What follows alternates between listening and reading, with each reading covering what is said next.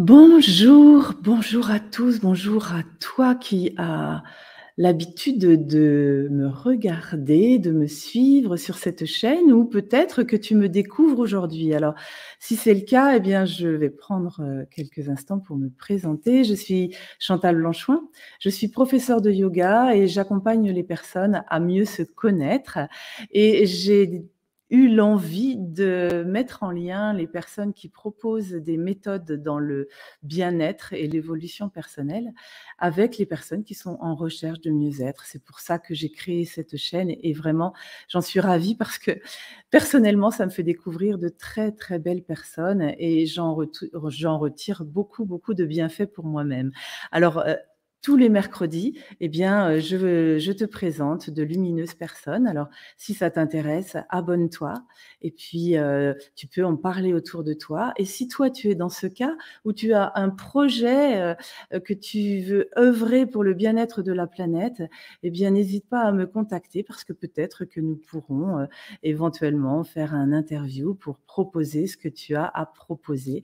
Ou peut-être que tu as juste envie de parler de ton évolution, du bienfait de ce travail sur soi, de ce développement personnel. Eh bien, c'est pareil. Si tu as envie de témoigner pour impulser le désir aux autres d'amorcer ce cheminement, eh bien, je t'invite à me contacter également. En tout cas, vraiment, abonne-toi.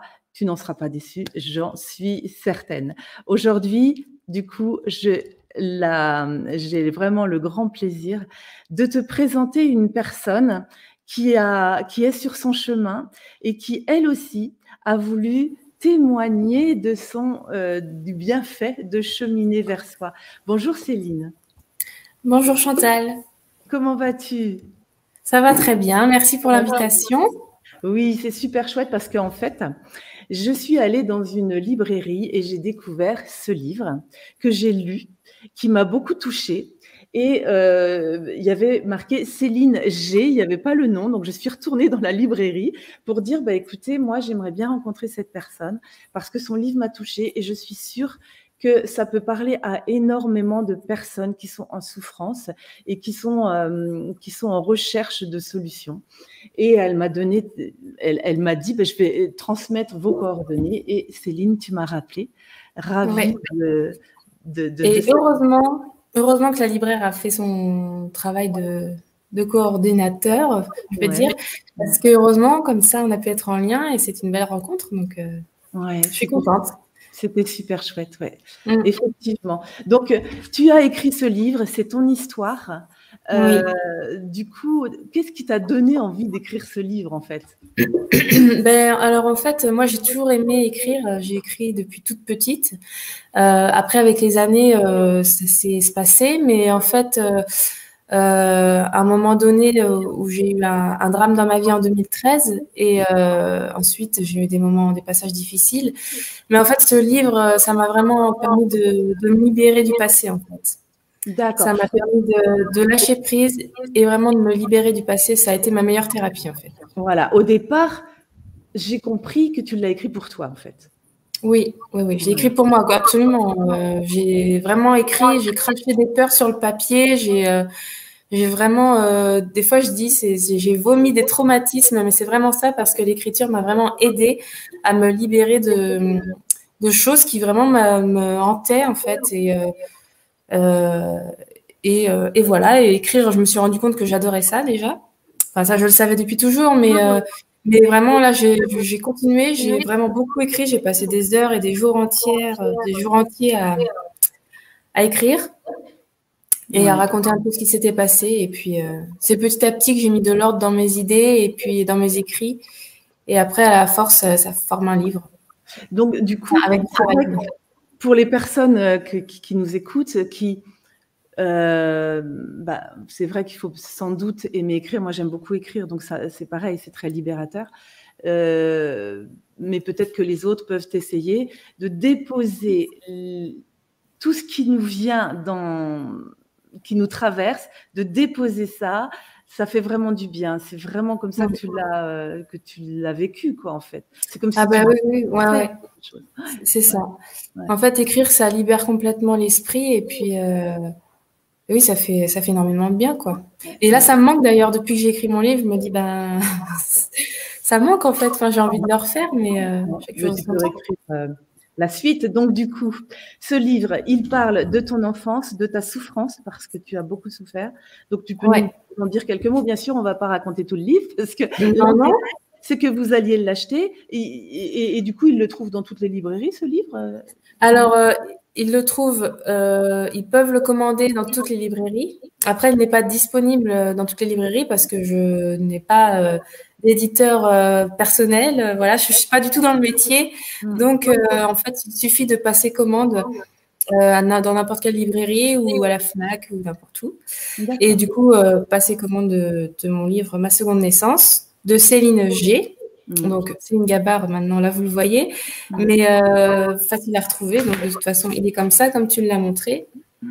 Et puis, voilà. Donc, c'est vrai qu'il y a plusieurs personnes qui se retrouvent dans mon livre parce qu'il y a différents passages. Mais donc, tu me demandais quel est mon passé. Les grandes lignes, parce qu'en fait, effectivement, depuis ton enfance, tu as eu des problèmes de santé. Voilà. Donc, je fais des migraines depuis l'âge de 9-10 ans, qui étaient très, très importantes, très handicapantes. Donc, comme en font beaucoup de gens. Mais c'est vrai qu'elles ont été vraiment handicapantes parce que il fallait que je reste plusieurs heures, voire plusieurs jours dans le noir. Il ne fallait pas de bruit parce que c'était vraiment très intense. Enfin, c'était des migraines très intenses. Moi, les neurologues que j'avais vus disaient que c'était quand même assez carabiné, comme ils disaient, c'était important, quoi. Et du coup, je n'ai pas le souvenir d'avoir connu l'insouciance de l'enfance parce que j'ai toujours dû être sur le qui-vive. Prévoir, anticiper mes migraines, voilà, même que ce soit au collège pour anticiper les cours, les rattraper, les sorties, Et tout il faut ça. dire que c'était très fréquent aussi. Mm. C'était une Et fois par semaine, voire plus. pour moi, Tes migraines, c'était très fréquent. oui, oui, c'était très fréquent, ouais, ouais. Donc, en fait, ce que j'ai compris, c'est que tu étais tout le temps, tu tendais le dos tout le temps en te disant, ah là, je ressens que ça va venir. Et en fait, tu étais tout le temps dans ça, quoi. Tout le temps sur le qui-vive, ouais. Donc je ne profitais pas totalement en fait de. Enfin là, comme j'ai l'impression de respirer maintenant, j'avais l'impression que je respirais pas comme ça avant, quoi. Ouais, tout le temps. Donc j'ai fait des migraines toute mon adolescence, et ce jusqu'à 23 ans. J'ai fait de grosses. Et en fait, ça s'est intensifié. Et en fait, voilà, j'ai senti qu'à 23 ans, ça commençait à. Je devenais même plus. J'avais plus vraiment conscience des choses. Je commençais à partir déjà dans l'au-delà, je pense. Je suis tombée dans le coma en avril 2013. Et ce sont tes migraines qui ont fait que tu es tombée dans le coma. Alors en fait, j'ai fait une hydrocéphalie aiguë. Donc, c'est-à-dire que le cerveau céphalorachidien qu'on a, il ne s'écoulait plus, il était bloqué. Donc, on ne sait pas vraiment si mes migraines et l'hydrocéphalie sont liées, mais ce que je sais, c'est que depuis mon hydrocéphalie, je n'ai jamais refait de migraine. Ouais, Donc, voilà. c'est ça. Enfin, voilà, j'avais une hypertension intracrânienne. D'accord, ok. Ils n'ont pas forcément fait le lien, mais du coup, depuis que tu as eu ce gros problème, tu as cessé d'avoir des migraines. Ouais, j'en ai jamais refait depuis. J'ai eu peur d'en refaire au début. Je me disais, ben, c'est pas possible de vivre sans, en fait. J'ai même eu un moment de deuil. Il fallait que j'apprenne à vivre sans. Il a fallu que je réapprenne à vivre. Ouais. Et en fait, c'est ça qui est fou, quoi. Ouais. Et du coup, tu es tombée dans le coma. Tu peux nous raconter ce passage parce qu'en fait, c'est ce qui a fait que tu as eu une seconde naissance, quoi. En fait, c'est ce que tu as appelé ta seconde naissance. Oui, c'est vrai. Donc, ben, le coma, c'est en fait le message aussi que j'avais envie de faire passer par ce livre pour les personnes qui peuvent éventuellement avoir peur de la mort, peur de l'après. Eh bien, j'ai envie de dire qu'en fait, il ne faut pas, parce que c'est vraiment beau ce qui attend derrière. Moi, maintenant, je n'ai plus peur de ma propre mort, parce que, enfin, la prochaine, on va dire, parce que, en fait, c'est tellement calme et c'est tellement, c'est plein de paix, en fait, plein de paix, c'est une lumière. En fait, je me souviens d'avoir vu une lumière qui s'avançait vers moi et être attiré par cette lumière, attirer le cœur en avant, et vraiment, c'était beau, quoi. C'était beau. Je ne D'accord. suis pas restée, alors ça. Ouais. Ben parce que tu avais une autre mission, bien sûr. Sans doute. Oui, peut-être. Tu as la nostalgie de cet instant-là? Non, mais je pense que je le revivrai de toute façon, c'est sûr, parce que on va bien mourir un jour, donc je le revivrai. Et du coup, j'ai confiance en fait dans l'après. Je sais qu'on est là que pour un certain temps et que quand on part, en fait, c'est que du beau qu'il y a après, donc ça rassure. Ça, Et j'ai écrit ce livre aussi pour pouvoir. Enfin, vraiment, ça m'a aidé à extérioriser ma douleur psychologique qui a suivi la douleur physique, en fait. Parce que l'épisode du coma était traumatisant, mine de rien. Parce que après, on est toujours hyper sensible au niveau des sons, au niveau de la vue. Enfin, en fait, il y a plein de souvenirs après le coma qui ressurgissent comme ça. On n'en a pas forcément conscience, mais c'est avec le temps que je me rends compte qu'il y a des restes, quoi. Et donc, il y a eu toute une part, un moment où je n'étais pas comprise aussi, parce que j'ai eu un repli sur moi. En fait, je dis pas les choses dans l'ordre, mais ce qu'il faut dire, c'est qu'après le coma, j'ai dû réapprendre Enfin, je voyais double déjà. J'ai dû réapprendre à manger seule, apprendre à me doucher seule, à tout faire seule. J'ai dû être complètement assistée, en fait. D'accord, parce que tu n'avais plus... c'était une amnésie quelque part. Il y avait des choses que tu ne savais plus faire. Oui, bah, il y a une amnésie. J'avais oublié 5 ans de ma vie, ça c'est sûr. Et après, oui, j'étais comme un bébé, en fait. C'était ma seconde naissance, vraiment, parce que c'était un bébé qui naissait et je devais tout réapprendre. À marcher, à manger, lire, je savais lire heureusement, mais j'ai pas pu lire les premières semaines parce que c'était trop fatigant pour moi. Donc j'ai dû tout réapprendre et réapprendre aussi ma vie en collectivité, c'est-à-dire l'interaction avec les gens. C'est ça que j'avais du mal au départ. Voilà, c'est plein de choses. Tout ça, en fait, toi, c'est ton histoire, c'est un exemple, mais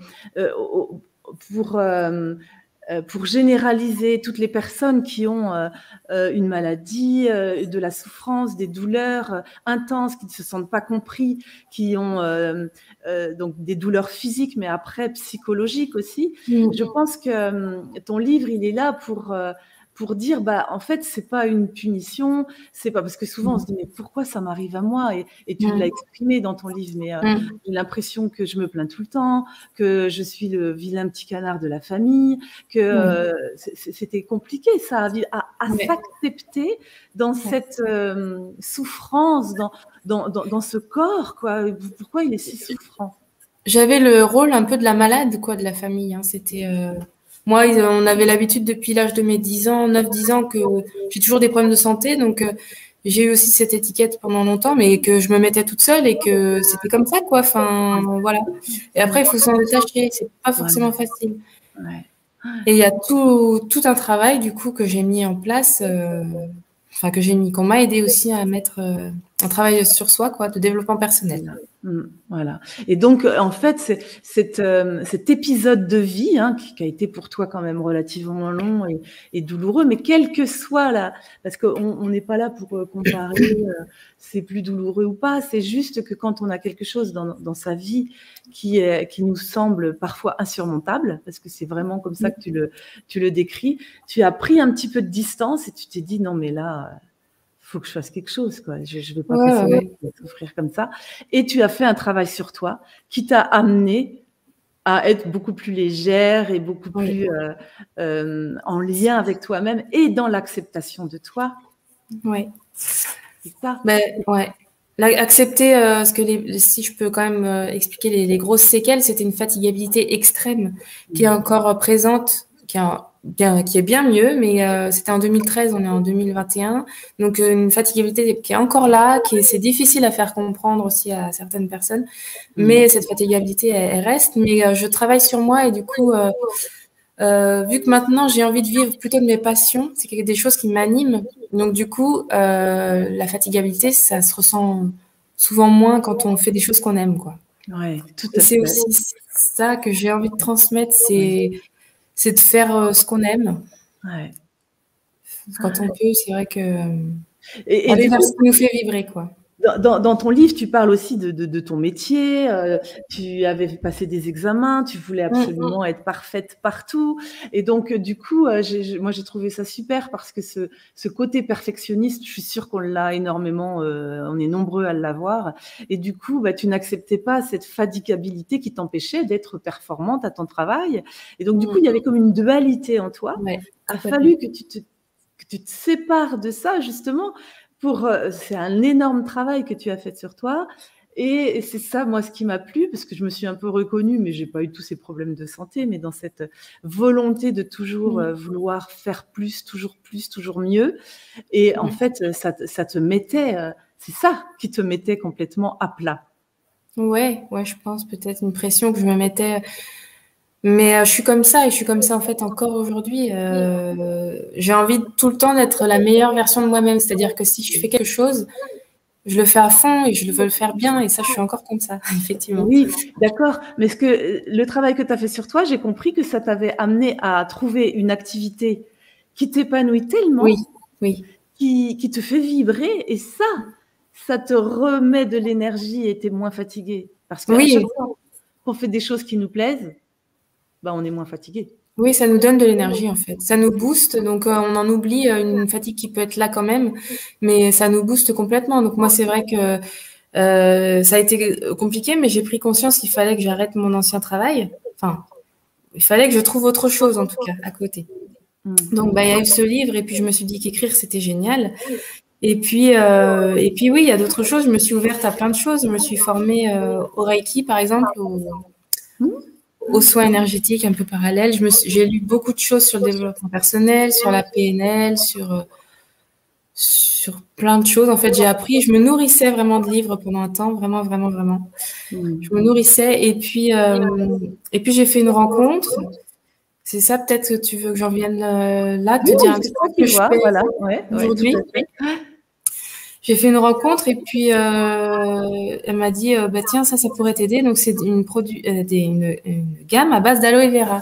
Et c'est vrai qu'en fait j'ai testé et ça m'a apporté vraiment beaucoup de bien-être. C'est-à-dire que je prenais soin de moi tous les jours en consommant des produits biologiques de qualité qui m'ont fait beaucoup de bien.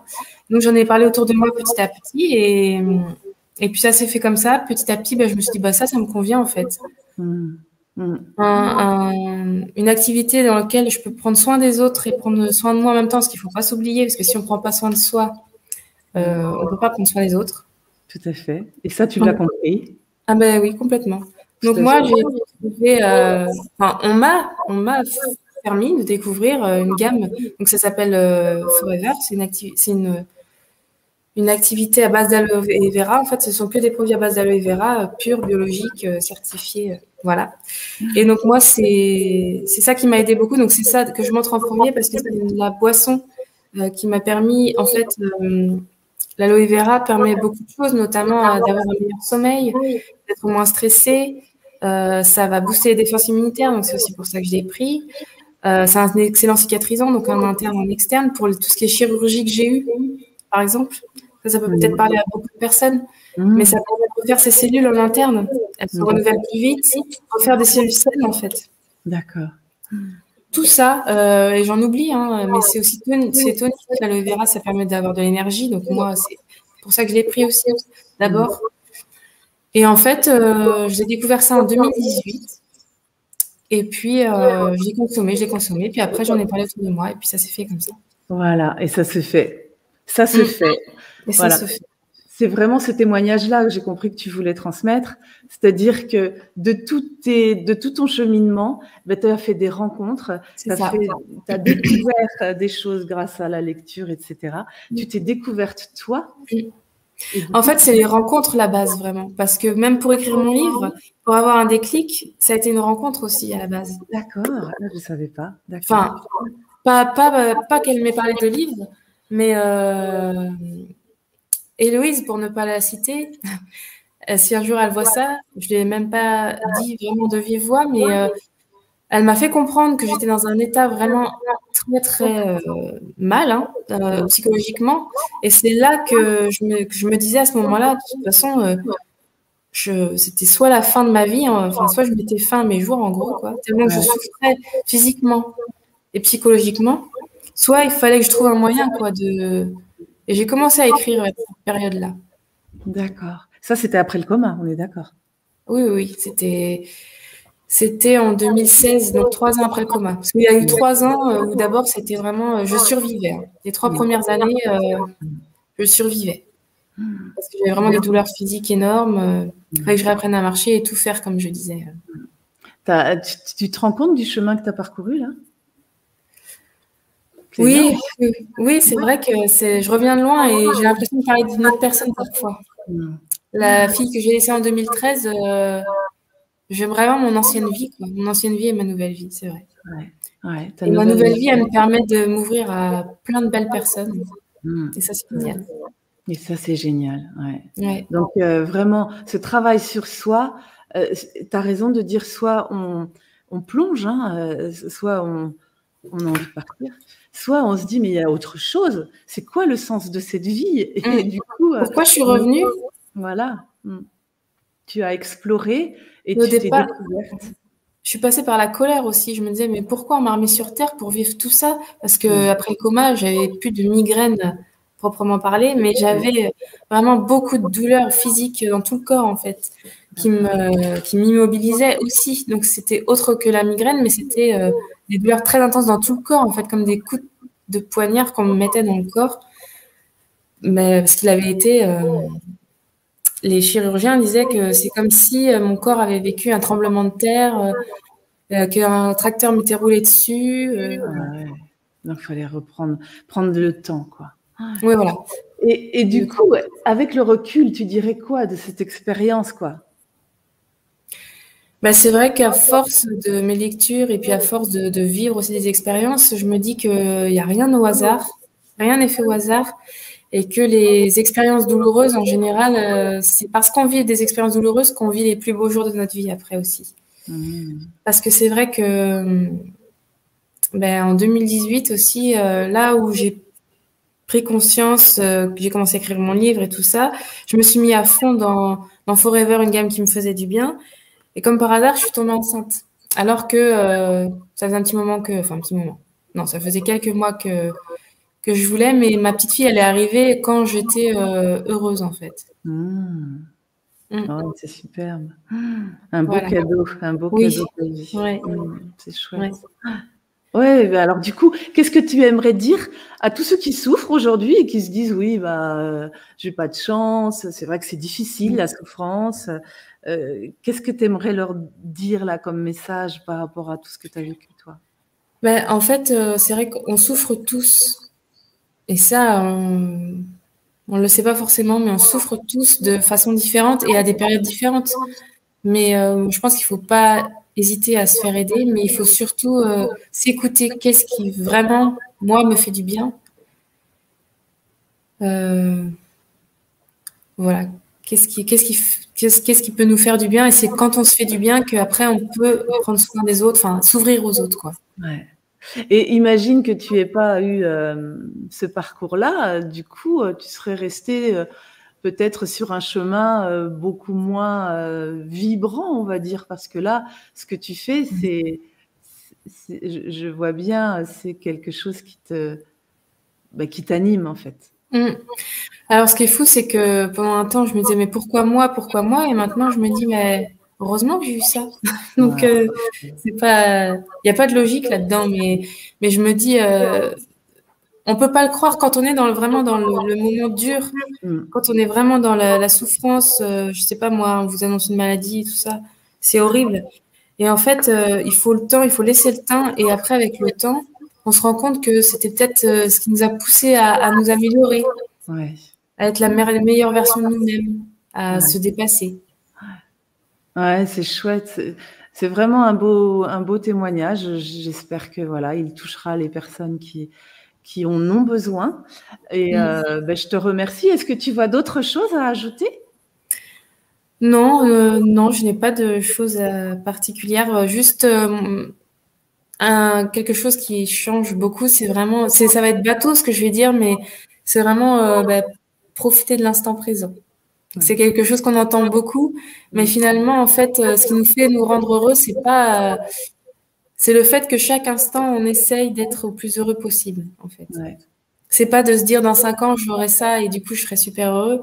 C'est plutôt de se dire maintenant, Ouais. là, j'ai ça, et de se rendre compte à chaque moment qu'on est bien. Ouais. Et c'est vrai qu'on en parle beaucoup et du coup, on ne sait plus trop ce que ça veut dire. Mais quand on s'y arrête et qu'on se dit, mais qu'est-ce que ça veut dire ça? L'instant présent, là. Mm. Est-ce que je suis bien? Qu'est-ce qui me manque là maintenant? Ben non, tout va bien, quoi, en fait. Oui, c'est vrai, Ouais. en général. Et même quand on a des douleurs, eh bien, même de se recentrer sur l'instant présent, on se dit, ah bah non, en fait, pas tant que ça. Parce que souvent, le mental va accentuer les douleurs. Ouais. Moi, ça, je m'en suis rendu compte aussi. Et tu vois, peut-être que la douleur, comme tu as encore, hein, je sais bien que tu as des gros moments de fatigue et donc du coup, ça peut générer du stress pour toi. Eh bien, c'est peut-être que ton corps, il te dit justement, chut, va donc te reposer là. C'est juste ça qu'il est en train de te dire. Ça, en fait. Et j'ai encore du mal des fois à me dire, oh mais non, mais j'ai encore besoin de faire ça. Il y a toujours le mental. J'ai encore plein de choses à faire parce que moi, j'ai plein de projets et du coup, j'ai pas le temps d'aller m'allonger, mais des fois, j'ai pas le choix, quoi. Je suis obligée. Donc c'est ça, c'est Trouver l'acceptation. l'équilibre.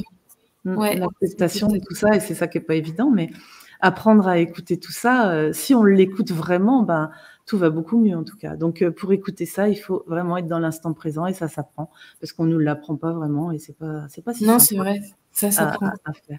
Et donc du coup, ce que j'aimerais quand même en quelques mots, c'est que tu dises si les gens sont intéressés par par ces produits que maintenant tu vends, hein, tu es un intermédiaire, on peut te contacter. Comment on peut te contacter, en fait? Alors oui, on peut me contacter. Alors attends, toi tu dois l'avoir sous les yeux, non? Il faut que je te mette l'adresse mail, c'est ça? Oui, je veux bien Non, que mais tu je me vais le mettes. mettre sous la vidéo, tu vas me le donner. Oui, Et puis, voilà. je mettrai l'adresse mail. Je peux te mettre le lien Facebook, je ne sais pas si tu en as Oui, un. oui, tu peux mettre le lien Facebook et puis Instagram, Instagram etc. aussi si tu veux, ouais. Ok. Et si les gens ont une expérience un peu similaire à la tienne, ben, je les invite vraiment à acheter le livre parce que franchement, c'est authentique, je dirais. C'est vraiment très authentique. Et ça fait Et il y a du bien. même des personnes qui ont des vécus complètement différents du mien, qui arrivent à se retrouver dans des ressentis que j'ai écrits. Ouais. Parce qu'en fait, les ressentis sont universels, en fait. Ouais, On a tous les mêmes ressentis. Ouais. Et c'est ça qui rapproche et c'est ça que la plupart des personnes ont apprécié, je pense. Voilà. Quelle que soit l'histoire, effectivement, il y a des choses. Moi, tu vois, je me suis beaucoup retrouvée dans comment tu expliquais, comment tu bossais, quoi. J'étais beaucoup dans ça, donc ça m'a parlé. Et je me disais, avec les problèmes de santé que tu avais, c'était très, très fort, quoi, très courageux. Et du coup, peut-être je les inviterai à te contacter parce que je trouve que de pouvoir échanger, de pouvoir parler de ton expérience avec des gens qui sont peut-être qui ont besoin d'impulser ce besoin de se retourner vers soi, quoi, plutôt que de dire j'ai pas de chance, là là, la vie est dure. Donc l'aide extérieure est importante, je pense, mais elle est importante surtout pour c'est un peu contradictoire, mais l'aide extérieure est importante pour se rendre compte qu'on a les ressources pour à l'intérieur. Tout à fait. Oui, tout à fait. Merci beaucoup, Céline. C'était super. Merci à toi, Chantal. Oui. Merci beaucoup pour cette invitation. Ouais, une petite bulle, mais vraiment, je tenais parce que ton livre m'a touchée. Et franchement, je me dis que ça peut aider certainement d'autres personnes à se dire, voilà, ça a du sens, quoi. J'ai souffert, mais ça va me donner quelque chose dans ma vie. C'est tout ça, ce sont des pépites. Après, on se rend compte. Donc, merci beaucoup pour ton témoignage. Merci beaucoup à toi, Chantal. Et puis, je te dis à très vite. Au plaisir de te rencontrer en vrai. Au revoir. Ouais, très rapidement, ouais. Allez, au revoir. À très vite. Au revoir. À bientôt. Et bien voilà, comme je vous disais, si vous avez envie de témoigner de quelque chose que vous avez vécu, qui vous a fait du bien, si vous avez envie d'inspirer les autres, et bien là, je trouve que Céline, ça a été un parcours très compliqué. Je vous invite vraiment à acheter son livre. Moi, je me suis régalée. J'ai trouvé que c'était, je vous dis, très authentique et du pur bonheur. Donc, je vous invite vraiment à rechercher ce livre dans les librairies près de chez vous. Il n'y a pas de souci, je suis sûre que vous allez le trouver. Je vous dis à très vite. Si cette vidéo, vous avez envie de la partager parce que vous connaissez des personnes qui sont en souffrance, qui ont besoin d'avoir cette impulsion de ce démarrage-là pour se prendre en main et se faire aider, eh bien, n'hésitez pas à partager, à liker et pourquoi pas à me soutenir pour que je puisse continuer à diffuser tous ces contenus gratuits. Je vous en remercie par avance et je vous dis à très très vite et surtout, prenez soin de vous. C'est le plus beau des cadeaux que vous puissiez vous faire. Je vous dis à très bientôt. Au revoir.